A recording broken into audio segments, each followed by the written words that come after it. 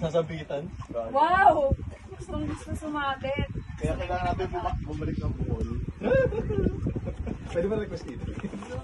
Gagi, kung dito ako nakaupo, pwede sumabit. Tapos, kailangan mo na, mag-inflate ka muna. Bumaba. Tapos, kailangan sabihin ng diver down. Kasi para make sure, baka biglang may kahoy dun o kaya shallow water. So, kailangan safety muna. Tapos saka siya bababa pag sinabi mo ng clear. Okay. Diver down. Diver down. Clear.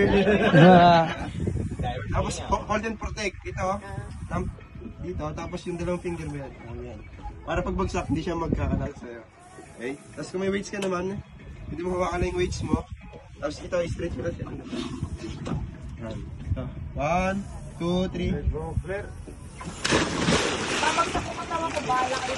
Paangat ka naman kasi naka-partial inflate ka naman eh. So hindi ko